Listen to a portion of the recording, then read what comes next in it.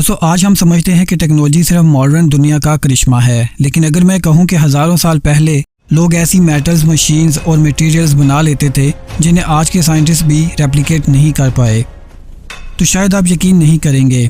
चलिए आज मैं आपको बताता हूं कुछ ऐसी एंशिएंट टेक्नोलॉजीज़ के बारे में जो सिर्फ एक कहानी नहीं, एक मिस्ट्री है। Number 1, Damascus steel. Damascus steel एक ऐसी मेटल जिसे देखकर मॉडर्न मेटालर्जिस्ट भी चौंक जाते हैं। ये स्टील पहली दफ़ा 3rd सेंचुरी में मिडल ईस्ट के क्राफ्ट्समैन ने बनाई थी। इससे बनी तलवारें इतनी तेज़ और फ्लेक्सिबल होती थीं कि एक ही वार में मुकम्मल आर्मर काट दें। इस मेटल में माइक्रोस्कोपिक कार्बो नैनो ट्यूब्स जैसी स्ट्रक्चर्स पाई गई जो 21st सेंचुरी की नैनो टेक्नोलॉजी से मिलती हैं, लेकिन इसका असल फार्मूला हिस्ट्री से गायब है। The iron pillar of Delhi. दोस्तों, ये पिलर 1600 साल पुराना है, लेकिन आज तक जंग का एक दाग भी नहीं लगा। इसमें कोई कोटिंग नहीं, कोई मॉडर्न केमिकल नहीं, सिर्फ एक मिस्ट्री एलॉय। साइंटिस्ट ने एनालाइज किया तो पता चला कि इसमें फॉस्फोरस और आयरन का ऐसा कॉम्बिनेशन है जो एक नेचुरल प्रोटेक्टिव लेयर बनाता है, लेकिन ये लेयर बनाने का टेक्निक लॉस्ट टेक्नोलॉजी है।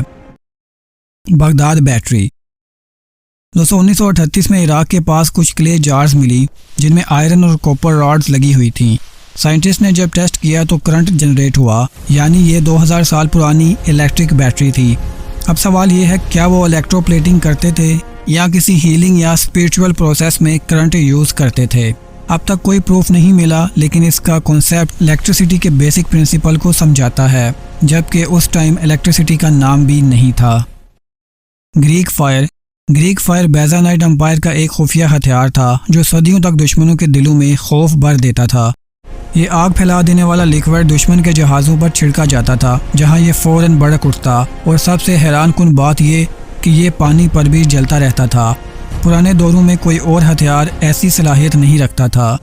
ग्रीक फायर का असल केमिकल फार्मूला एक सख्त आर्मी सीक्रेट था जो वक्त के साथ खो गया।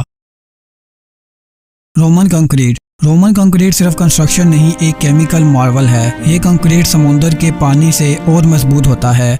साइंटिस्ट ने जब माइक्रो लेवल पे स्टडी किया तो पता चला पानी टच करने पर इसमें सेल्फ हीलिंग क्रिस्टल बनते हैं। मतलब अगर क्रैक आए भी तो कंक्रीट खुद रिपेयर हो जाता है।